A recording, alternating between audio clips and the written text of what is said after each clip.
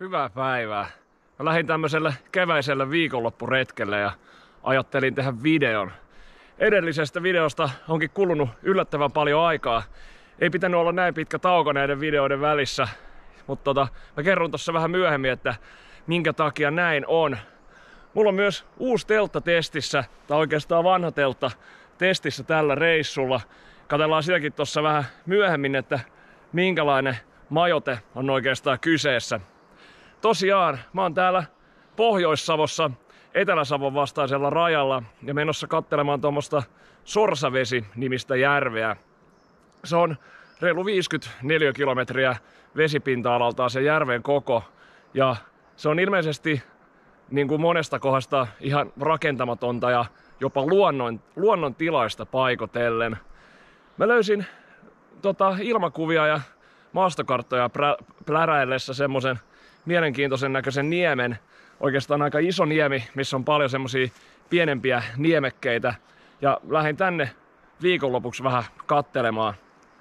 Mä oon nyt tämmöisellä metsätiellä, otan alkuvauhdit tästä ja on suuntaamassa ensimmäiseksi illaksi semmoselle Loukkusaarelle. Nimestään huolimatta se on käsittääkseni ihan niemi, tai toivon mukaan sinne menee joku pieni maakaistale ainakin. Täällä on jonkun verran tällä seudulla on jotain loma-asuntoja ja ainakin yksi vakinainen asunto ilmeisesti, mutta se vakinainen asunto jää vähän niinku tän niemen tonne juureen ja mä kierrän sen kaukaa ja noi vapaa-ajan asunnot on pääasiassa tuolla saarissa ja monet niistä näytti olevan tonne Ulapalle päin, et eihän mä niitä näe ja mullahan ei ole mitään venettä mukana, niin en mä niihin saariin kuitenkaan päätyisi. Niin, veneestä puheen ollen, että ei oo kanottia, ei oo virveliä kalastusluvasta puhumattakaan, että mä oon ihan peruspatikalla täällä, mutta tällä kertaa vaan vähän semmosissa järvimaisemissa.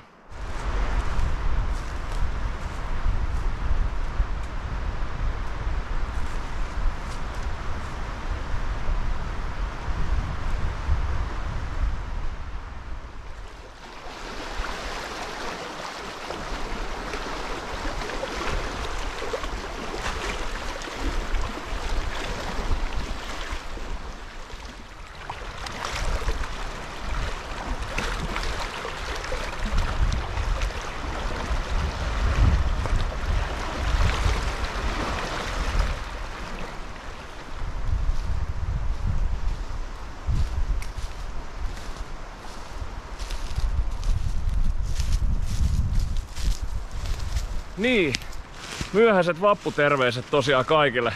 Sehän oli tossa pari päivää sitten. En tiedä minkälaiset kelit teillä oli, mutta meillä oli ainakin aika autenttiset vappusäät. Eli kylmä oli.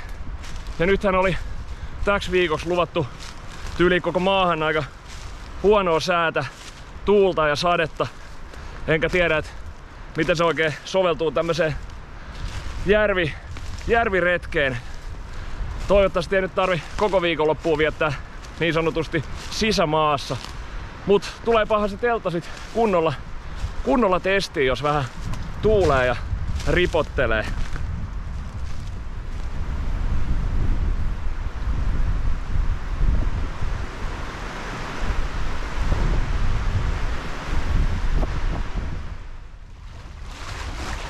Toi on se Loukkusaari.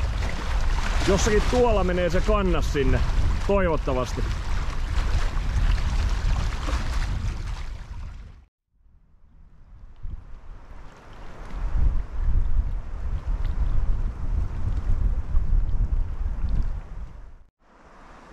Pitäisikö sittenkin mennä tonne nukkumaan?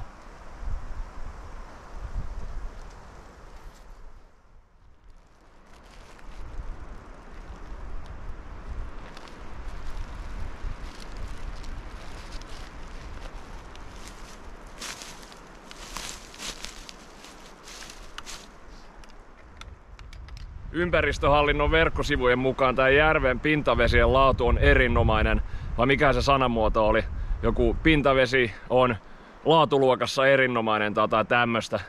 Kyllä mä ajattelin silti ihan suodattaa tai keittää noi vedet, vaikka vähän tekis mieli kyllä maistaa tosta.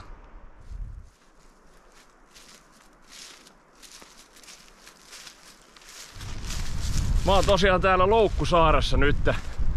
Kello on 5 ja tässä on aika paljon vielä aikaa kävellä, jos huvittais, mutta voi olla, että jos tässä tulee joku hyvänäköinen telttapaikka vastaan, niin mä leiriydyn jo siihen ja lähden sitten vaikka iltalenkille tonne saaren, niin sanotun saaren päähän. Siinä olikin semmonen ihan hyvä kannas, mitä pitkin tänne pääsi, et ei mitään ongelmia.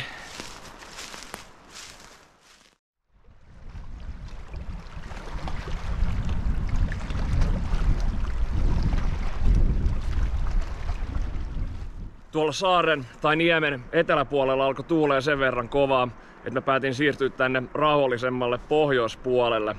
Siellä ei oikein tullut sitten oikein mitään leiripaikkoa vastaan ja oli tosiaan aika navakka se tuuli. Niin tulin sitten tänne. Tuossa keskellä oli semmoista, suoraan sanoen, aika ankeeta sekametsää. Sieltä olisi kyllä ehkä saattanut löytyä vähän paremmin noita telttapaikkoja tuolta niinku mäen sieltä laelta. Mutta siellä oli sitten aika ankeet maisemat ja vedet, mitä tulee ruoanlaittoon ja juomiseen, olisi ollut tosi kaukana.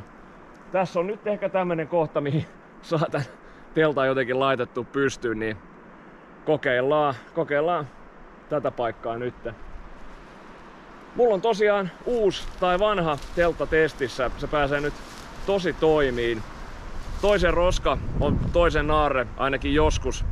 Ja tää on tämmönen Kaira-merkkinen teltta. Mä en tiedä, se merkki taitaa edelleenkin olla olemassa.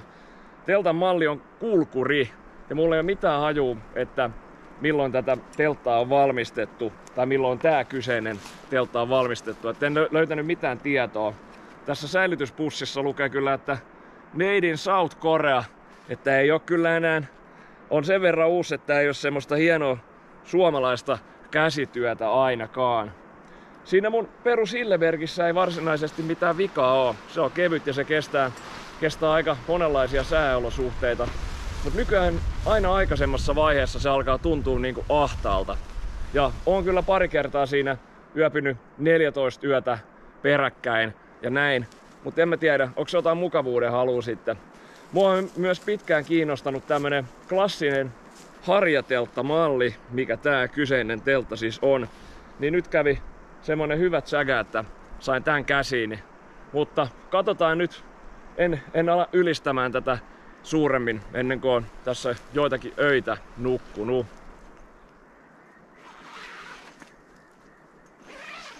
Täytyy kyllä sanoa, että tää ei ollut kyllä mikään mun paras teltan pystytys.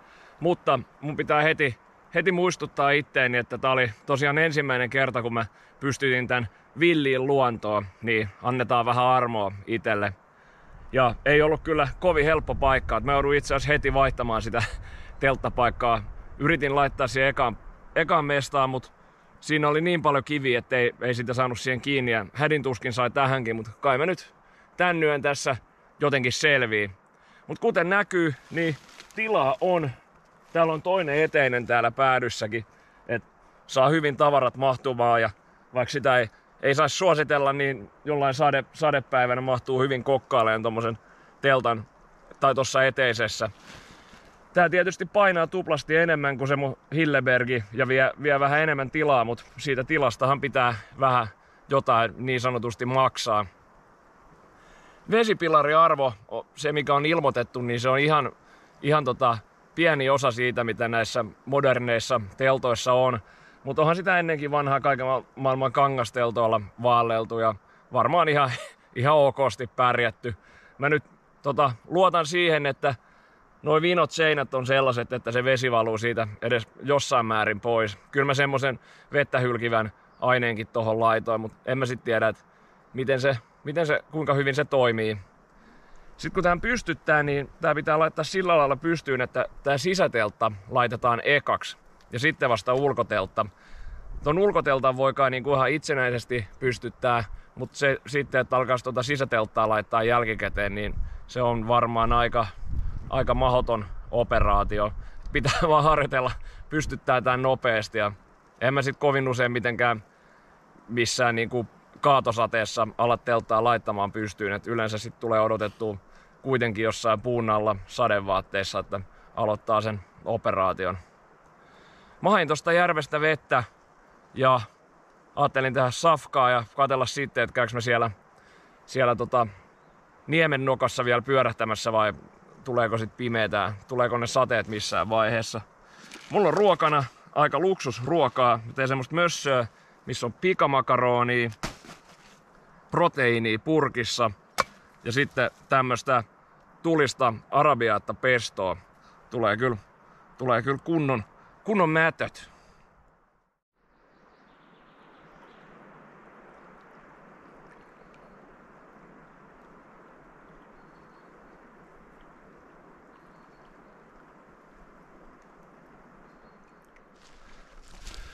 Ruoka oli todella hyvä ja täyttävä. Sitä mössöähän tuli siis semmonen litran kattila täyteen. Niin mä lähdin nyt semmoselle sulatuskävelylle sinne niemen nokkaan. Toistaiseksi on ollut todella mukava keli. Varsinkin täällä vähän tyynemmällä puolella tätä niemeä.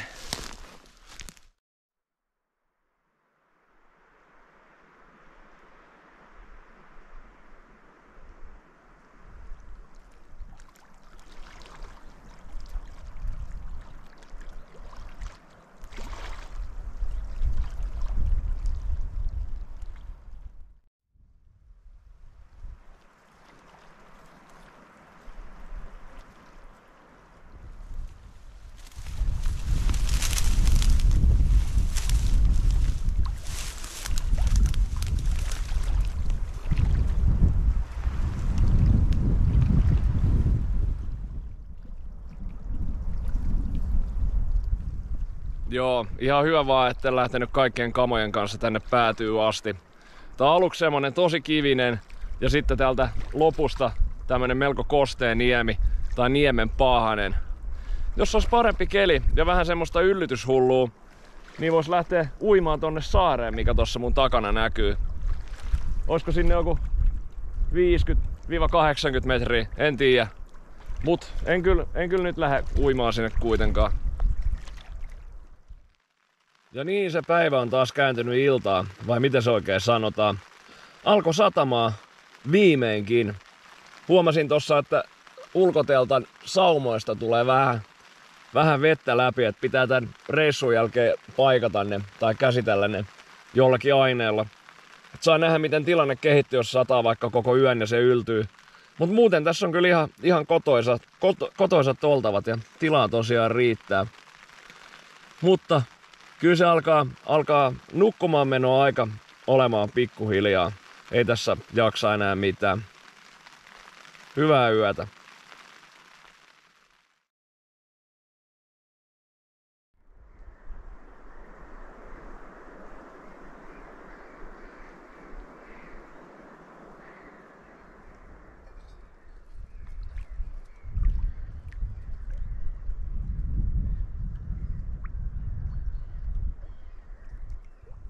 Hyvää huomenta.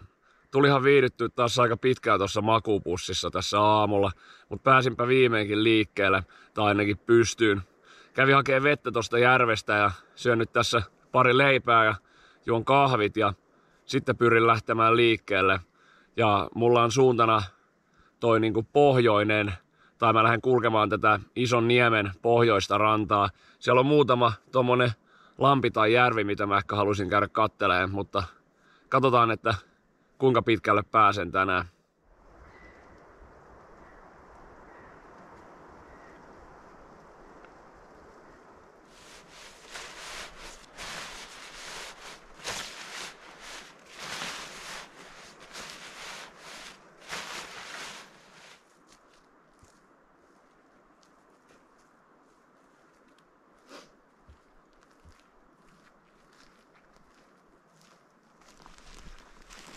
No kyllä venähti aamu taas pitkäksi. Oli vähän turhan mukavat olotilat siinä teltassa, niin jäin siihen sitten loikoilemaan aika pitkäksi aikaa. Tässähän joutuu kohta syömään jo lounaa, vaikka just lähdin liikkeelle.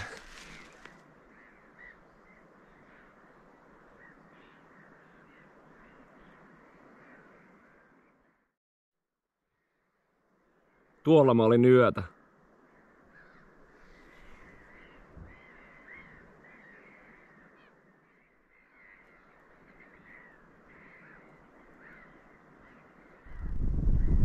Tässä Loukkusaaren suht kapealla kannaksella menee tämmönen kulkuura. Mitähän varten tää oikein on? Koska ei tuo Loukkusaari nyt niin iso, että sen kiertäminen olisi joku ihan kauhea homma. En tiedä, onko tästä vedetty sit jollain mönkiällä jäiden aikaa vai mikä homma.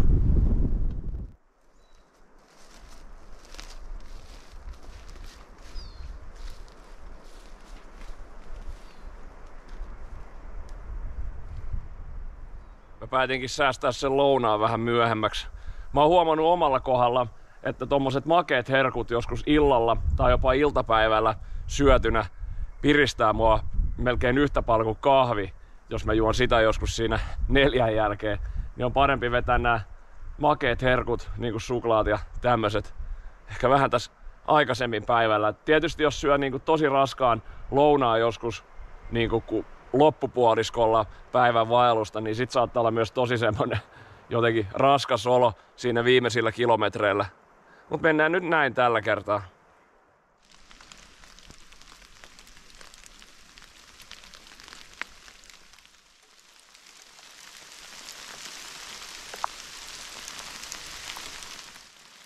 Aika paljon on näkynyt näitä jyrsittyjä puita. En oo kuitenkaan yhtään lättähäntää nähnyt. Niin, ja alkoi muuten sataa rakeitakin tässä äsken.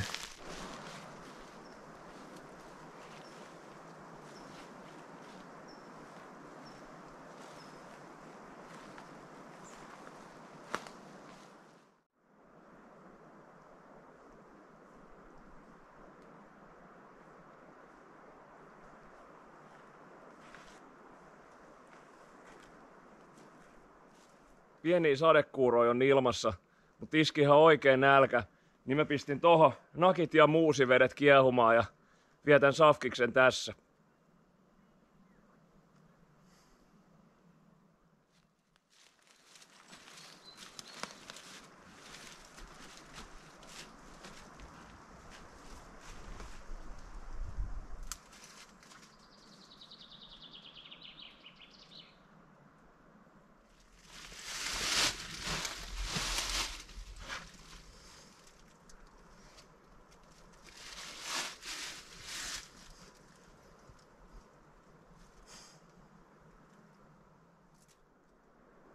Tää lampi tässä on nimeltään Pieni Hetteinen.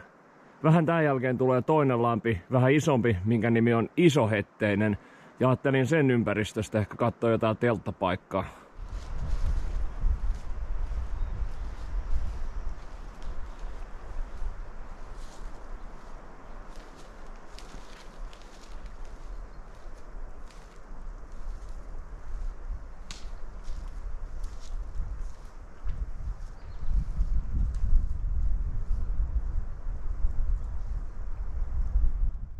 No siinä olisi nyt semmonen vene, mistä oli eilen puhe.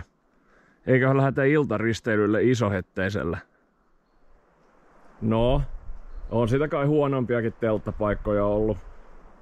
Hifistelin aika pitkään ton pystyyn laittamisen kanssa. Yritin vähän oppia sen saloja. Nyt oli vähän helpompi maasto kuin eilen illalla. Tai nyt edes on vielä ilta, että kello on jotain 4. Vähän niin kuin eilen, niin mä asetun nyt ihan ekaksi taloksi ja teen sitä makaronimössöä. Sen jälkeen voisi ehkä tehdä jonkun pienen iltalenkin. Aurinko lämmittää kyllä sen verran mukavasti tätä telttaa, että kelpaisi kyllä ihan vaan loikoillakin. No se alkoi vähän tihkuttamaan, niin en mä vielä lähde yhtään mihinkään, niin voisin pitää pienen tarinatuokion. Taisin eilen sanoa siitä, että kerro lisää, minkä takia mulle ei ole nyt hetkeen tullut videoa, niin hommahan on tosiaan niin, että mä olin kyllä tuossa pari kuukautta sitten maaliskuun alussa tekemässä semmoisen pienen hiihtoreissun, mutta siinä tuli sitten semmosia teknisiä ongelmia vastaan, että mä päädyin sitten lopulta peruuttamaan koko videon teon. Olin siis semmosella Oravisuolla, onkohan sen oikea nimi Oravisuon, Näätäsuon ja Sammakkosuon soidensuojelualue, vai mikähän se järjestys niiden eläimien kanssa oli? No oravi oli ainakin ensimmäinen. No juu, 3 yön reissu oli ja lähdin siis sieltä iltahämärissä hiihtelemään semmoiselta lintutornilta suon koillisosasta ja menin ensimmäiseksi yöksi semmoiseen pieneen suosaarekkeeseen ja oli ihan mukava tunnelmallinen yö siellä metikössä ja siitä sitten lähdin seuraavana aamuna liikkeelle kohti etelää semmoselle Saunakankaan autiotuvan suuntaan. Ja siinä aamulla sitten mulle valkeni, että kuinka huono se lumitilanne oli. Että siellä paistoi maa monesti lumen alta ja siellä suolla oli myös tosi paljon vettä. Se oli osittain niin kuin jäänä ja sitten välillä se oli ihan loskaa. Mutta painelin siitä suon yli ihan surutta ahkion kanssa. Että vähän se silloin tällöin niin upposin sinne veteen ja tälleen. Mutta pääsin kuitenkin eteenpäin ilman mitään suurempia ongelmia. Pari jännää semmoista joen ylitystä oli siinä, että kun niissä joissa oli kohtia, missä oli niin kuin jää oli kokonaan poissa, että vesi juoksi siinä, vai miten se sanotaan, niin ne oli semmosia pikku jännityshetkiä siinä, mutta ei siinäkään mitään ongelmia ollut. Ja sitten lopulta pitkän päivän jälkeen, kun ilta alkoi hämärtyä, niin mä pääsin sinne Saunakankaan autiotuvalle ja se oli kyllä tosi mahtavaa päästä sinne. Alkoi olla tosi väsynyt olo ja oli pitkä päivä ja laitoin sinne sitten tulet kamiinaan ja sain hikiset tavarat kuivumaan ja siinä sitten jossain vaiheessa kävi niin, että tuli jotain error ilmoitusta kamerasta ja mulle sitten kävi ilmi, että ilmeisesti muistikortti ei kestänyt jostain syystä, että oliko huono malli vai mitä. Ja reissun jälkeen sitten kävi sillä lailla, että mä sain vaan semmosia viottuneita videotiedostoja otettua siitä muistikortista ulos. No mä jatkoin sitten kuitenkin sitä kuvaamista siinä vähän epävarmana tietysti, että tuleeko mitään video ikinä. Ja laitoin sitten mun kännykän muistikortin siihen, mikä on ikivanha. Ja sehän ei sitten pystynyt vastaanottamaan kameran dataa juurikaan yhtään. Että ainoastaan niin kuin tosi huonolla laadulla ja maksimissaan semmosissa 20-30 sekunnin pätkissä. No joo, ihan mukava yö oli siinä Saunakankaalla ja tuntui jotenkin hyvältä, kun oli oikein hiihtänyt sinne tuvalle ja laittanut kaminan tulet. Et siinä oli jotain niin semmoista tunnelmallista. No seuraavana päivänä sitten kävi ilmi siinä aamulla, että toinenkaan muistikortti ei oikein onnistunut ja ei sit ollut, tai toinen muistikortti ei oikein meinannut toimia, että mikä ei ehkä video ei onnistu. Niin en sit hirveästi jaksanut siinä päivän aikana muutenkaan kuvailla. Oli aika niinku raskas hiihto, että ne edellisen päivän hiidot oli alkanut tuntua jaloissa siinä. Olin oikeastaan sen koko päivän ihan omien ajatusteni vankina. Hiidin sinne lähtöpaikkaa kohden ja mä menin sitten illaksi semmoiseen päivätupaan ja laitoin sinnekin sitten tulet ja vietin siinä mukavaa iltaa lämpöisessä. Et siinä kävi pari paikallistakin tyyppiä, tai mä veikkaan ne oli paikallisia. Jotain siinä vähän rupateltiin ja mä laitoin sitten teltan yöksi siihen päivätuvan pihalle ja nukuin siinä ihan hyvät työunet ja lähtöaamuna kolmannen yön jälkeen oli ihan niinku oikeesti ihan hyvä fiilis, että hyvä reissu oli kyllä, vaikka ne kameraongelmat nyt tietysti vähän sitten, niin siinä kyllä tympi aika lailla. Rivien välistä tai ehkä jopa suoraan riveiltä on voinut lukea, että nuo kameraongelmat vähän tympii ja mä ajattelin, että mä olisin puhunut niistä vähän enemmän, mutta sitten mä aloin miettimään, että mitä mä oikein sanoisin, niin se meni ihan metatasolle ja mä aloin keksimään argumentteja, tai siis aloin keksimään vasta-argumentteja keksittyihin argumentteihin, niin kuin keskiaikainen skolastikko konsanaa, ja sitten mä päätin, että joo, ei kannata lähteä tähän juttuun nyt. Joo, kyllä täytyy sanoa, että jäi kyllä ihan liian vähäisiksi nuo viime talven hiidot. Et sen verran huono oli tuo lumitilanne, että vaikka olisi jotain niin kuin ihan lyhyttäkin ennäs lähireissua yrittänyt tehdä, niin ei se lumi olisi oikein riittänyt. Et siellä Kolkansuolla pääsin käymään silloin tammikuussa, mutta ei tässä muutenkaan mitenkään liikaa aikaa ollut. Et meidän poika täytti tuossa vähän aikaa sitten vuoden. Ja hän on hyvin aktiivista tyyppiä, veikkaan, että liikkuu koko ajan ja on ihan kaikesta kiinnostunut, niin ei kyllä tule himassa hirveästi mitään tylsiä hetkiä, että saa kyllä katsoa sen perään, ettei se telo itteensä tai tuho meidän omaisuutta. Ja sit, niin tietysti se tykkää päivä päivältä enemmän leikkiä ja kaikkea tämmöistä. Ja on siinä vanhemmuuden ohessa sitten vielä koittanut opiskella ja käydä töissä ja harrastella muuta, niin ei ole tosiaan mitenkään liikaa aikaa nyt Mutta nyt ehkä on hetken aikaa semmonen tilanne, että ollaan voiton puolella. Että nyt voi ehkä vähän jopa hengähtää ja on silleen rutistettu tossa keväällä aika lailla. Alkoi kyllä väsyttää tossa teltassa. Mutta onneksi toi sade nyt lakkassa ainakin hetkeksi, niin pääsen tekemään pienen iltalenkin. Pienihetteisen ja isohetteisen lisäksi täällä on vielä kolmas lampi, minkä nimi ei ole suinkaan keskikokoinen hetteinen, vaan kahdeksikko. Nimi tulee kai siitä, että tää on ihan kahdeksikon muotoinen, tämmönen pidemmän mallinen lampi, mikä kapenee tuossa keskellä.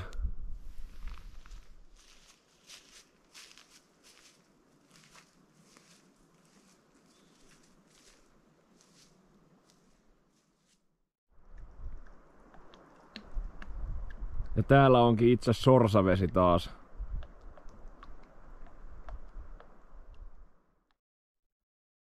Onkohan tossa voinut olla joku majavanpesä joskus?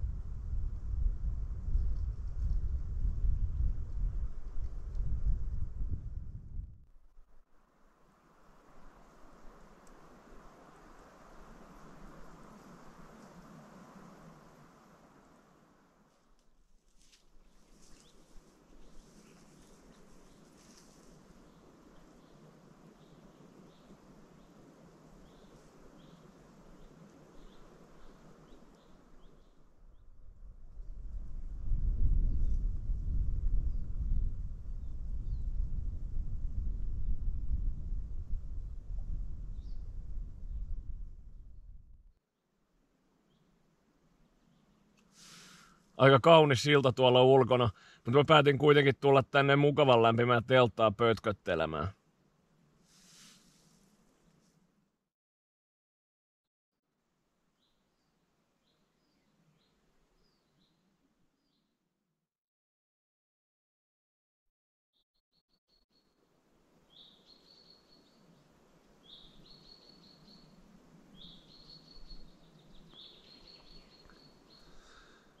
Hyvää huomenta vaan.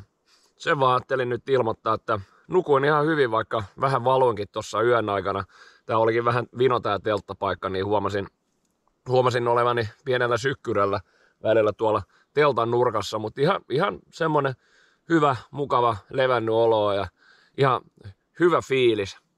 Mä vietän tässä nyt tämmöstä mukavaa kahvihetkeä. Tekis mieli vähän keittää ehkä lisääkin vettä, mutta ehkä pari kuppia riittää. No joo, sit kun tää on juotu, niin alan pikkuhiljaa pakkailee tätä leiriä, laittaa kamat kasaan ja sitten mä suuntaan takas tonne yleiselle tielle ja lähden himaan.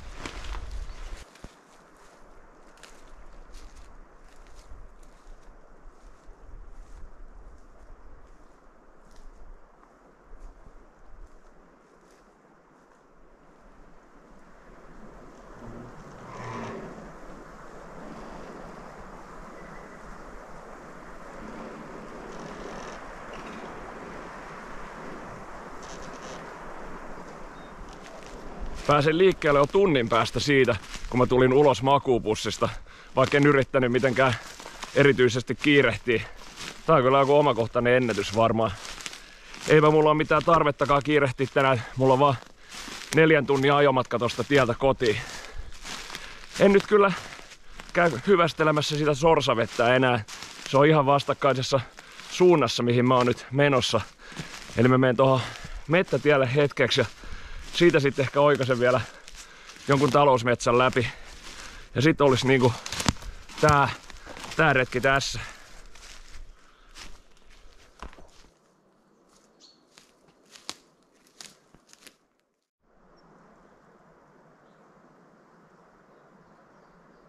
Vähän on vesi koholla Mustikkalammessa.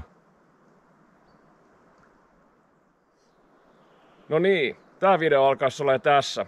Kiva kun katsoit tänne asti. Oli ihan mukavaa. Jotenkin sitä ton talven jälkeen aina odottelee tosi innolla myös ihan tämmösiä lyhyempiä ja kevyempiä viikonloppuretkiä tälleen keväällä tai alkukesän aikaa. Vaikka olisikin mielessä jotain pidempiä erämaavaelluksia. Siitä puheen ollen tossa kuukauden päästä mä oon ihan kunnon erämaassa. Tai tän videon suunniteltuna julkaisupäivänä siitä kuukausi eteenpäin, niin mä oon varmaan just palailemassa sieltä kunnon erämaasta. En kyllä kerro vielä, että mikä erämaa on kyseessä, mutta voisin veikata, että aika nöyränä poikana palailee telttateuvo siltäkin reissulta. Mut katsellaan sitä sitten, toivottavasti tossa kesäkuun puolella. Hyvää kevättä vaan kaikille, tai kesää, mitä liian. Se on moro.